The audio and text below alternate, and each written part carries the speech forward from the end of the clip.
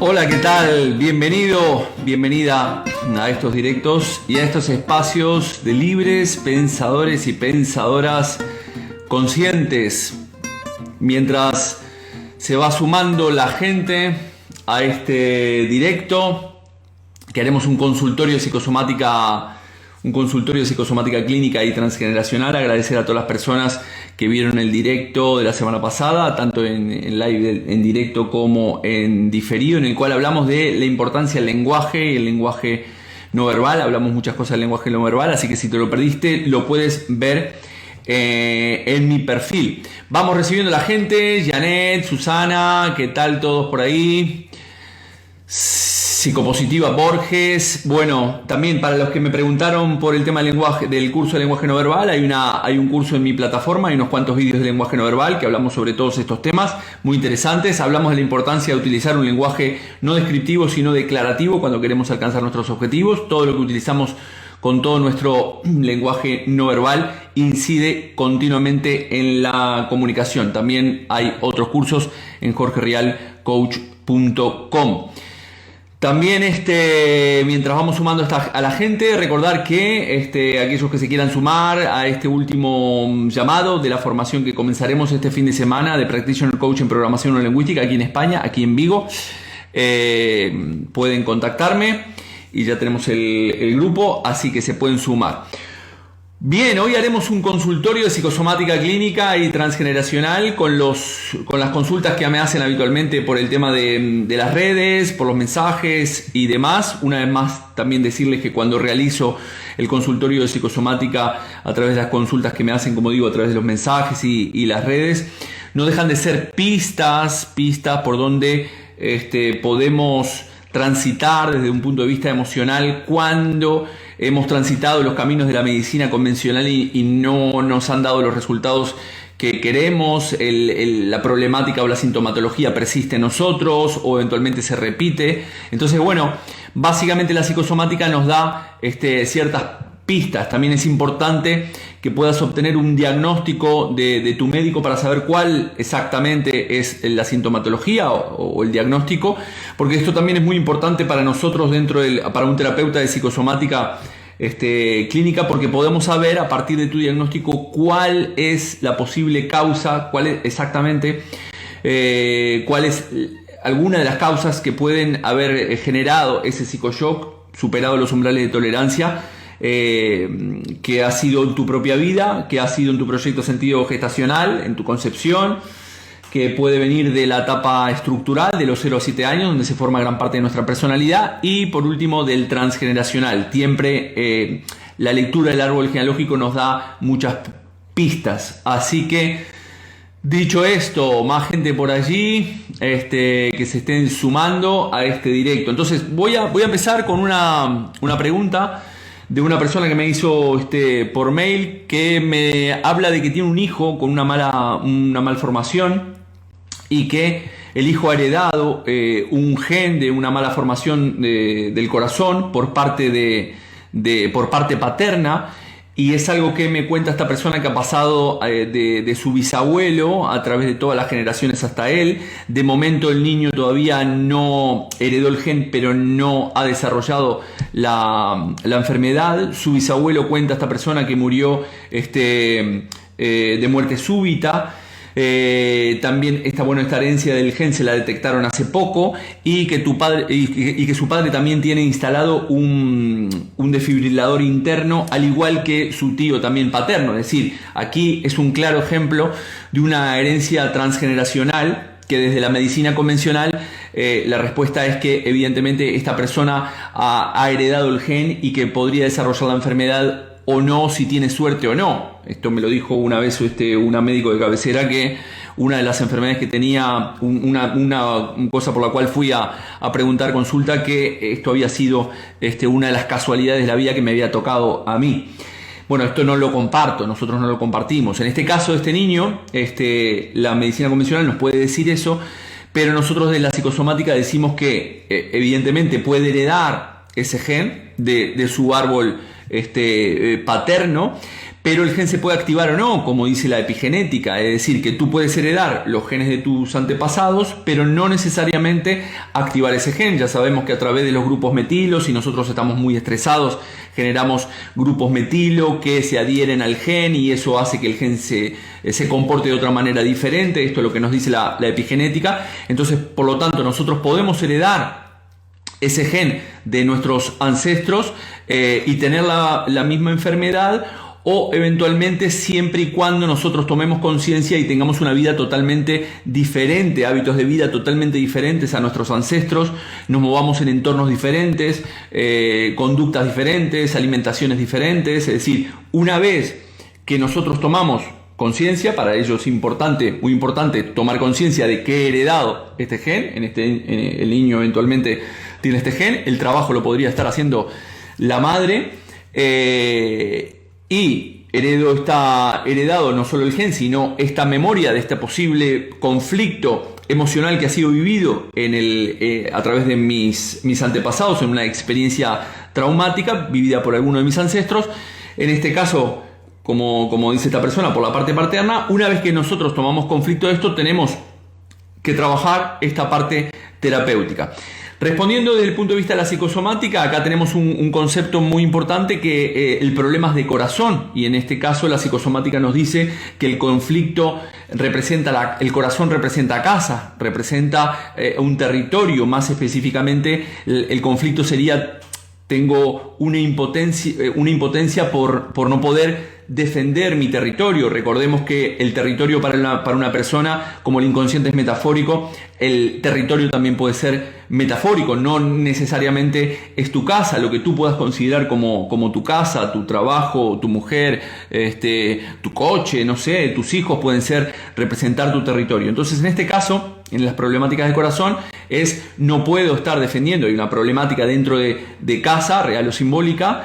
No puedo defender mi territorio, y aquí pueden haber 1000 formas de esta experiencia. Es decir, como digo, lo que la persona considera su propio territorio.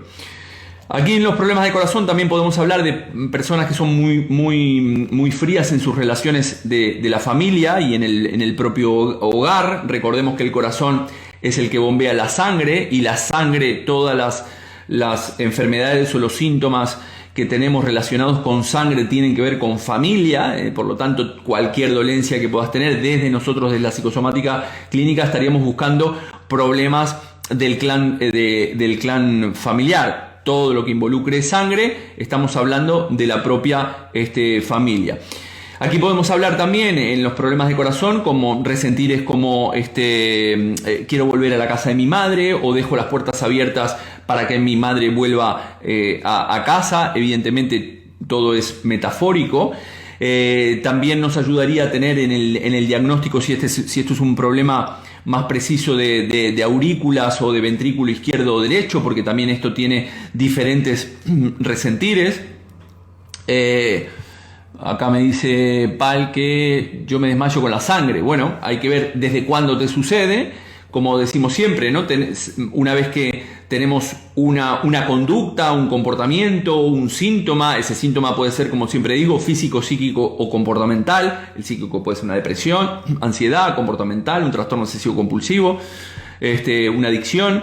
Entonces, una vez que tengo ese síntoma, empiezo a ver desde cuándo sucedió, si eso ya se ha repetido en mi familia, y cuando veo sangre, acá estaría relacionado con algo de la familia, ¿no?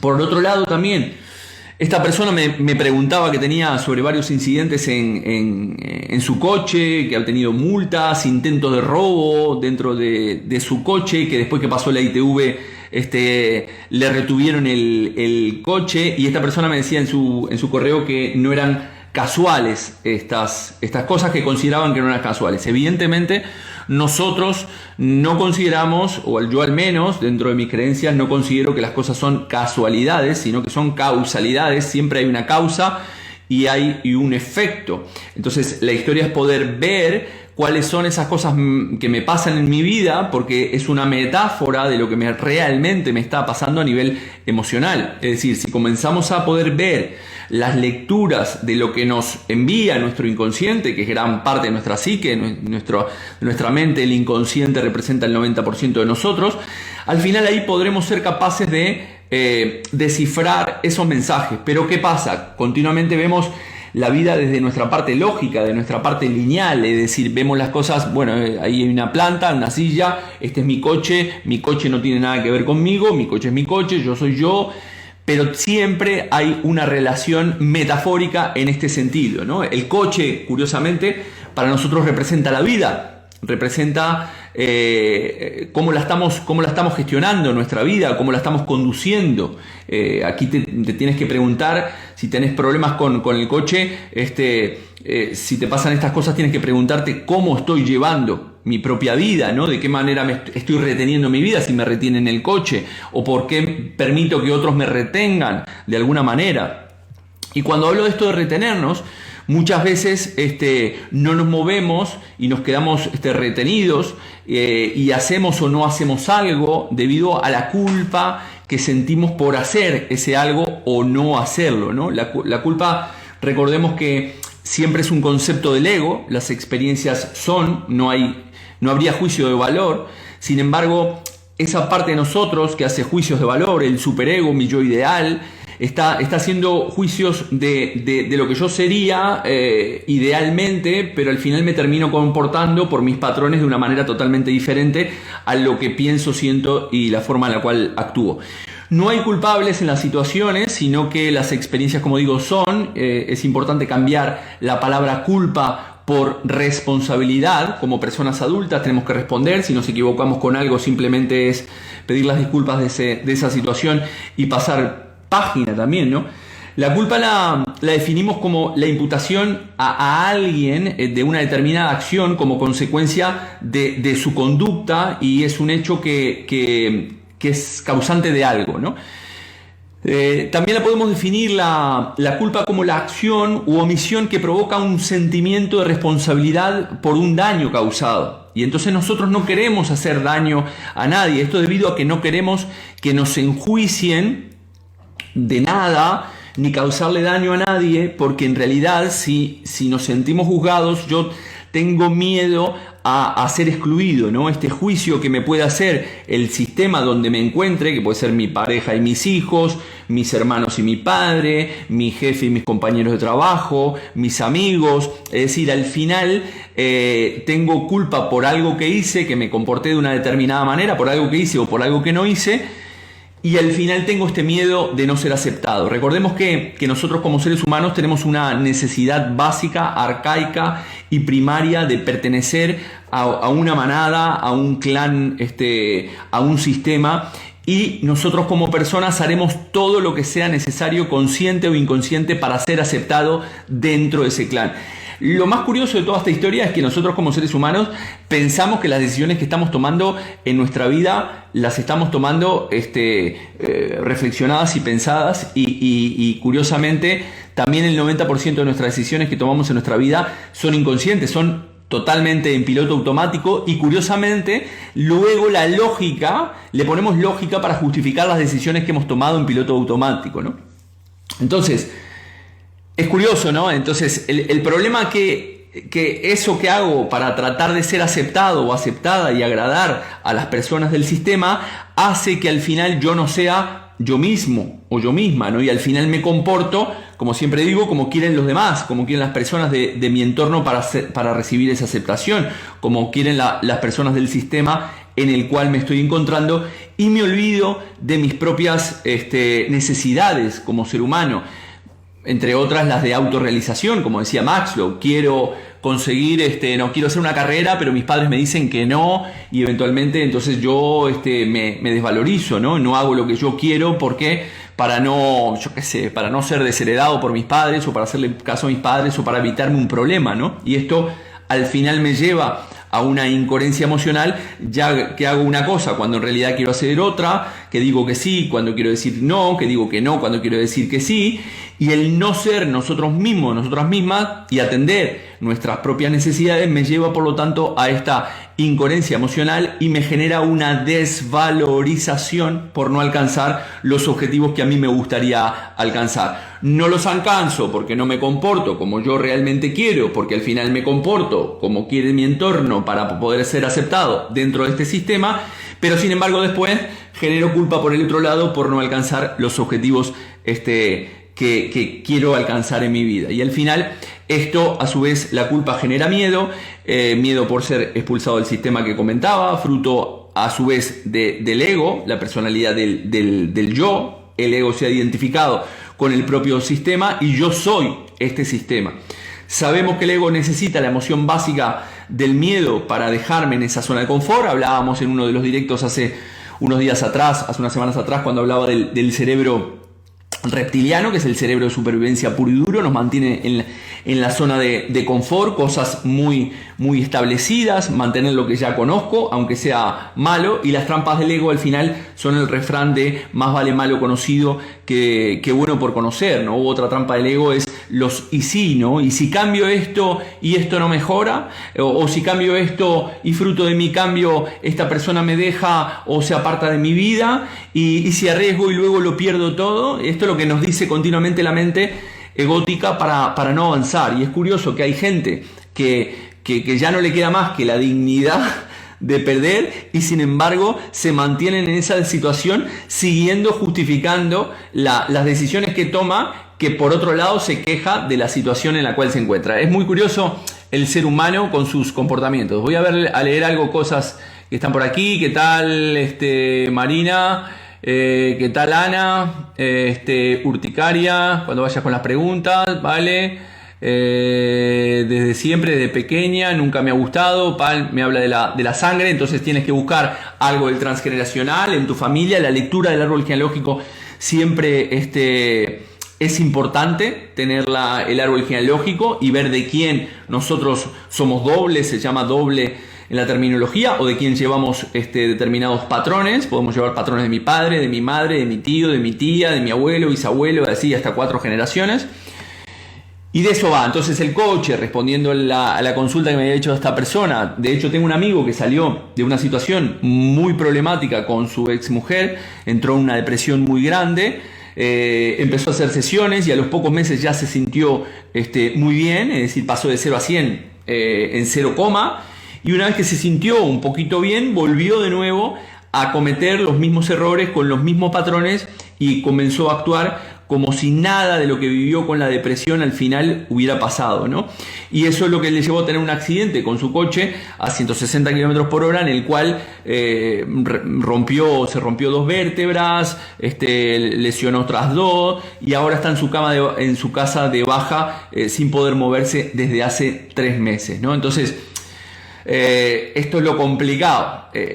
Las decisiones que nosotros tomamos cuando queremos realizar un cambio en nuestra vida, es importante que esos dichos cambios se asienten con una nueva conducta, que se incorporen en nuestra vida como un nuevo hábito, como un nuevo comportamiento, ¿no? La información en el inconsciente requiere que esto se mueva. Esto es como este artefacto que todos conocemos, ¿no? El inconsciente, una vez que tú mueves, todo muy caótico, no se ve nada, pero con el tiempo esta información va de alguna manera decantando hasta que se termina ajustando. Pero para ello, evidentemente, es un trabajo constante, como digo siempre, de autoconocimiento, porque al final todos sabemos en el fondo de nuestro ser más profundo qué es lo mejor para nosotros, pero no lo terminamos haciendo por miedo, ¿no? Tenemos miedo al que dirán, al que empezarán de nosotros, tengo miedo a equivocarme, miedo a sentirnos solos, tenemos miedo hasta inclusive del propio éxito, ¿no? ¿Qué pasará si triunfo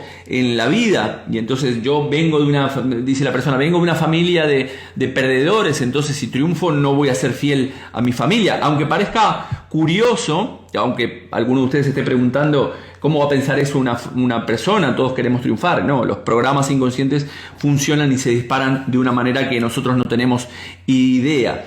De hecho, la mente piensa mucho más de lo necesario, ¿no? Y curiosamente tomamos, como decía, continuamente decisiones a nuestras propias espaldas. No, después que se hacen visibles a nuestra parte consciente, nosotros pensamos que las hemos elegido cuando en realidad nuestro inconsciente las tomó.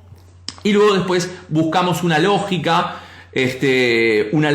para justificar la decisión que hemos tomado y no nos movemos de esa decisión, ¿no?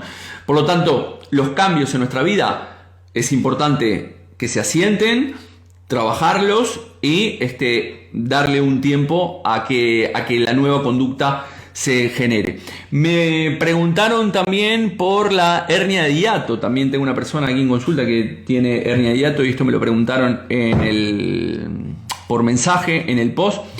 Esto tiene que ver con digerir un pedazo. Siempre hablamos del pedazo, que el pedazo es metafórico, ¿no? Pueden ser muchas cosas para la persona. No puede digerir las palabras que me dijo mi padre, no puede digerir esta situación con mi mujer que me engañó, no pude digerir esta situación con mis hermanos en el trabajo, no pude atrapar este pedazo, ¿no? Y aquí en este caso la hernia de hiato están relacionadas con la impotencia o una contrariedad familiar y un alimento emocional, ¿no? Un alimento, ya sabemos que el alimento real tiene que ver con el alimento afectivo. El alimento afectivo muchas veces tiene que ver con la función materna. Recibimos de nuestra madre el alimento, eso queda grabado en nuestro inconsciente. Entonces, volviendo a la hernia de hiato, decimos que siempre es de no poder digerir este pedazo, que están relacionadas con la impotencia y contrariedades familiares y el alimento emocional.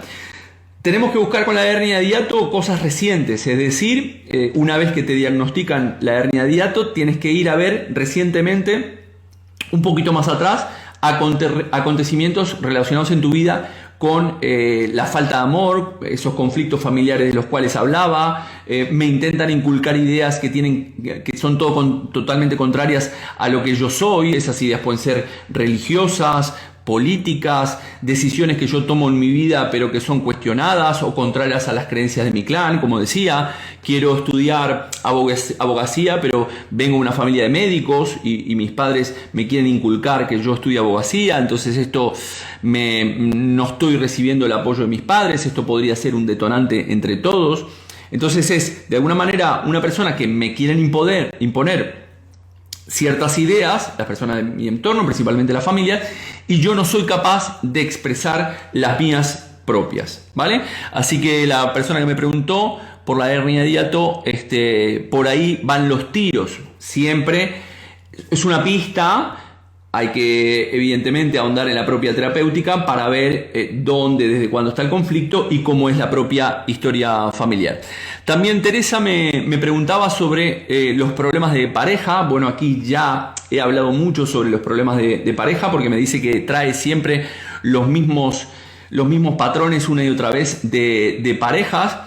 Te recomiendo leer el libro, en este caso, de La escalera del amor, que está por aquí, de Salomón Selam, Teresa. La escalera del amor de Salomón Selam, para acabar con los desórdenes amorosos, en el cual en este libro habla de los diferentes motivos que llamamos desórdenes amorosos y las causas de no encontrar la pareja adecuada, ¿no? Una vez más, aquí también es importante poder confeccionar tu árbol genealógico y ver cuáles son las fechas de tus parejas, porque curiosamente te vas a llevar una sorpresa importante a la hora de ver las fechas de tus parejas y ver las fechas relacionadas con tu padre o tu madre o contigo mismo o contigo misma, ¿no? En este caso contigo misma. Es decir, si nosotros analizamos el árbol genealógico, muchos de los inconvenientes de pareja están relacionados porque mi niño o mi niña está buscando todavía a su padre, a su madre o una relación gemelar. Porque fui concebido con un gemelo dentro del útero materno, es uno de cada 5 casos, es decir, el 20% de los casos hay un gemelo perdido. Entonces estoy buscando inconscientemente ese niño o esa niña que estaba conmigo en el útero, lo estoy buscando en una pareja, pero esa pareja evidentemente no es mi hermano, no es mi padre, no es mi madre.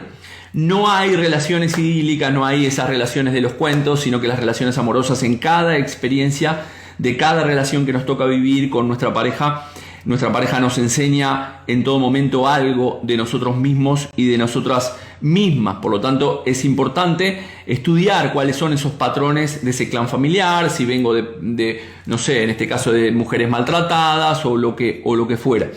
Recordemos que todas nuestras conductas, nuestros comportamientos, nuestras acciones tienen una causa, como decía, y para cambiar dicha conducta o dicho comportamiento es necesario encontrar la causa y tomar conciencia de cuál fue, y por lo tanto para desactivarla tengo que investigarla para comenzar a actuar luego en plena conciencia y en contra del patrón que vengo establecido, ¿no?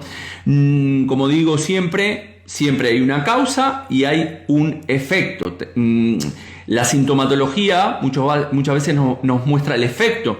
Y como digo también, la medicina convencional ataca el síntoma, pero no ataca la causa. O el síntoma, se habla de que el síntoma es que las células proliferan o que te rompiste el hueso, por eso te duele. Bien, eso es lo que vemos visiblemente, pero nosotros como seres humanos ya sabemos que somos un cuerpo mental, un cuerpo físico y un cuerpo emocional. Bueno, entonces, urticaria, la piel, son contactos de separación. La urticaria, me preguntaba por ahí, no recuerdo quién, el tema tiene que ver con rabia también. Tienes que ver ciertos patrones de cuándo te sucede, en qué momentos te sucede, desde cuándo te sucede, porque recordemos la piel, esto lo he hablado también en muchas ocasiones, la piel tiene como palabra clave la separación. Quiero estar en contacto con o quiero separarme de y no estoy pudiendo. Pienso que quiero estar en contacto con o quiero separarme de, siento que quiero estar en contacto con y quiero separarme de, y sin embargo no puedo estar en contacto con o no puedo separarme de. Entonces, cuando estamos en esta incoherencia emocional, mi inconsciente me va a mandar una solución momentánea, satisfactoria, en sintomatología, en modo de enfermedad, para mostrarme de que mi sistema no está totalmente alineado. Eso es los gemelos solitarios, me dice Pal. Sí, los gemelos solitarios o el gemelo perdido o el gemelo solitario. El gemelo perdido es el gemelo que se pierde, el gemelo solitario es el que queda supuestamente en la panza del útero materno, y lo que conlleva esto es un montón de síntomas y comportamientos en la persona que queda, porque inconsciente tiene grabado en su inconsciente que a partir de la tercera semana empieza a latir el corazón, empieza a escuchar ese niño o esa niña que se está gestando, y en este caso al haber dos hay como dos latidos, yo estoy sintiendo dos latidos, pero en un momento esta persona se pierde y esta persona queda con esta información en el inconsciente, y en su edad adulta va a estar buscando a ese gemelo en el cual estaba en el útero materno. Los comportamientos con referencia al gemelo perdido son varios, son muchos. Entre ellos puede ser un desorden amoroso, es decir, en mis parejas estoy buscando a ese gemelo que se perdió cuando yo estaba en el útero materno. Pistas de dónde puede estar el gemelo perdido es cuando la madre tiene pérdidas en las primeras semanas, después entre la tercera y la sexta semana. Esto lo explica muy bien también Salomón Selam, que habla de este concepto del gemelo perdido. ¿Qué más? El hecho de necesitar comprar cosas de dos, o siempre hacer las cosas de dos. Un sentido de culpa puede tener el gemelo solitario, un sentido de culpa por haber nacido y su hermano o su hermana no. Bueno, se dan curiosamente un montón de síntomas relacionados a esta problemática. Más, Andri, Jorge, gracias por tus directos, que podría significar anemia constante. Bueno, la anemia también, como dije anteriormente, todos los conflictos relacionados con el tema de sangre tienen que ver con familia. Después, evidentemente, no es lo mismo una leucemia que una anemia. Aquí tenemos que buscar cosas relacionadas a nivel familiar. Entonces, tienes que preguntarte desde cuándo la tienes. En este caso, a ver, lo perdí por acá, la persona que estaba, desde cuándo la tienes, y a partir de ahí empezar a ver una terapéutica, ¿no? Es decir, trabajar esos aspectos emocionales que hay en tu vida en el cual no te están dejando sanar, porque habitualmente, como digo, muchas veces la medicina convencional trabaja esta sintomatología o nos dan un medicamento o lo que fuera para subsanar el síntoma, pero no están relacionados con afectar o solucionar el problema, ¿no? Gracias Jorge, espectacular, gracias a ti por escuchar y estar allí. ¿Qué más? En abdomen, el dolor, bueno, aquí todo lo que es el abdomen, el estómago, estamos hablando de cosas que no se digieren bien, ¿no? El estómago si tienes dolores, desde diferentes dolencias de estómago. Recordemos que aquí el inconsciente, como digo, siempre es metafórico. Cuando una persona dice, fue como una patada en el estómago, fue como un balde de agua fría, fue como una puñalada en mi espalda. Cuando eso la persona habla de esos en forma metafórica, también está hablando de cómo se ha sentido a nivel emocional con su propia dolencia, ¿no? Entonces, tenemos que ver aquí, vuelvo a insistir, desde cuándo tienes este problema o este abdomen, y tenemos que saber exactamente cuál es, como dije al principio de este directo, tenemos que saber cuál es el diagnóstico, porque yo cuando tengo alguna situación voy al médico, me hago un diagnóstico de lo que me está sucediendo, y a partir de ahí es cuando empiezo a trabajar. No solamente esa parte física, si tenemos que tomar un analgésico o tenemos que tomar, yo qué sé, un antibiótico, ¿no? También es importante trabajar esa parte emocional. ¿Por qué? Porque si no, como digo, vamos a estar resolviendo ese síntoma y esa problemática queda todavía activa en mi inconsciente y va a seguir apareciendo más tarde o más temprano, ¿no? Entonces es muy importante sacarla de raíz para que eventualmente esta sintomatología no aparezca más. Más cosas por aquí. A ver, ¿qué más? No le he encontrado nada. Ecografía y TAC. Bien, entonces, si no se ha encontrado nada en ecografía y TAC, entiendo que es por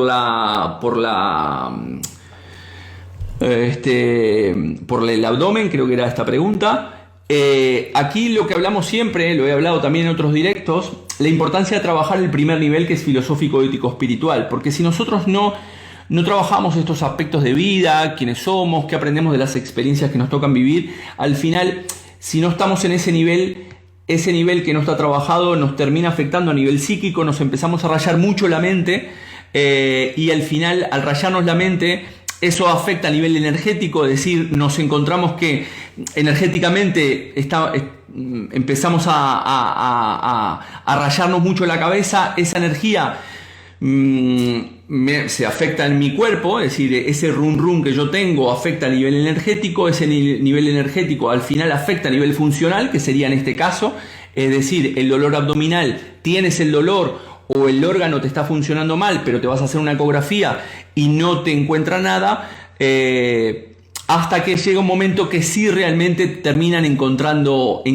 algo que sería el nivel orgánico. Entonces aquí, bueno, primero, independientemente, antes de que te encuentren nada y no le sigas dando vuelta, tienes que preguntarte esto. Bueno, esto que te digo, ¿no? ¿Desde cuándo lo tienes? Relacionado a qué cosas estoy viendo y demás en mi vida, ¿no? Lo de la anemia ya lo respondí. Bueno, la anemia también es la vida, transporta la vida, ¿no? Las ganas de vivir que tenemos. Infección urinaria permanente, Lorena. Vale, Lorena. Infección urinaria permanente es un conflicto, la cistitis, es un conflicto de reparación de un conflicto de territorio. Es decir, tienes que saber una vez más, como dije en las otras consultas, tienes que saber una vez más desde cuándo te ha venido esa situación, y en ese cuándo tienes que fijarte un poco hacia atrás cuáles han sido aquellos conflictos estresantes en tu vida que te generan una emoción como rabia, cólera, tristeza, asco, relacionadas con el territorio, porque recordemos que el orinar es un marcaje de territorio. Bien, nosotros como seres humanos somos seres mamíferos, somos seres biológicos que necesitamos tener un territorio. Esa marcaje de territorio nos hace pertenecientes de ese territorio, ¿no? Entonces, cuando yo tengo un problema de territorio y no lo puedo marcar, se producen problemas a nivel urinario, entre otras cosas, puede ser a nivel riñón también, de no marcar el territorio, los miedos. Pero en este caso la infección está hablando de que estamos en fase vagotónica o parasimpaticotónica de un conflicto que supuestamente se está reparando, pero está siendo largo por mucho tiempo, porque como decía Hammer, también ha sido muy largo el conflicto. Entonces tardará tu inconsciente en resolverlo o solucionarlo el mismo tiempo que ha estado el conflicto activo, salvo que tomes conciencia de esto, lo trabajes, puedas sacar tus resentires, volver a esa experiencia, poder verbalizarla. Ya sabemos que decimos en psicosomática que todo lo que tú no expresas se imprime en tu cuerpo, y entonces lo que hacemos es ir a esa experiencia del pasado, sacar ese resentir, se genera una descarga emocional, se vacía esa jarra psicosomática y al final esa cistitis desaparece, porque conozco personas que las tenían continuamente. Mi pareja tenía cistitis cada tanto y ahora ya no las tiene más desde hace mucho tiempo, al igual que el tema del asma, que también tenía un aparato que darse el aparato del asma, y hoy ya no lo tiene y no lo utiliza, cuando muchas veces nos dicen los médicos que sí, que va a ser para toda la vida. No necesariamente, discrepo con esto. Bueno, gente, no mucho más. La semana que viene vamos a estar con un directo que curiosamente de un tema que me quiero tratar, que es el tarot psicológico, cómo el tarot nos puede ayudar de un punto de vista psicológico, no adivinar el futuro, sino con aclarecernos un poco el momento presente. Estaré en un directo con Jaume. Después en agosto estoy evaluando hacer un parón de todos los directos de los martes y tomarme unos días de verano, aunque estamos trabajando, estamos dando la formación, así que no mucho más por hoy. El asma, Pal, es también conflicto de territorio. Aquí podemos hablar de diferentes gradientes, desde de un problema de una gripe a una bronquitis, a una bronquiolitis. Asma son conflictos en territorio, no tengo el aire, no tengo el espacio suficiente. Pueden haber broncas si es una bronquitis dentro del territorio, es decir, disputas dentro del territorio, dentro de tu casa, con tu pareja, con tus padres, con tus hijos. Entonces, búscalo por ahí. Gracias, Marina, un besazo enorme para ti también. Qué tema más chulo. Bueno, los espero la semana que viene en este directo, en el cual hablaremos del tarot como herramienta de autoconocimiento. AMMG también del tema que te dije, del inhalador, lo puedes sacar de tu vida trabajando esos aspectos del pasado. Muchas veces vienen de la niñez, de problemas escuchaba a mis padres discutir, o tuve una pareja que me maltrataba, o discutíamos continuamente, o no me daba el espacio en el territorio. Entonces tienen que ver por ahí. Recordemos una vez más que son pistas que nos pueden llevar. Esto llevaría un tiempo de terapéutica, de indagar en la problemática de la propia persona, del propio individuo, para saber dónde puede estar. Una vez que la encontramos, trabajar esa terapéutica, entrar al inconsciente, abrir esa ventana entre el consciente y el inconsciente mediante una relajación profunda, entrar en esos estados alfa y esos estados alterados de conciencia, para darle otra interpretación a esa experiencia que está en mi inconsciente. Recordemos que en el inconsciente está el problema, pero también está la solución. Así que no mucho más por hoy. Gracias a todos y a todas por seguirme en redes sociales. Recomendarlos. Si les gustó el directo, recomendarlo. Y si no les gustó, cállense la boca, porque tampoco no pasa nada. Así que un fuerte abrazo para todos y a todas y paz profunda. Chao, chao.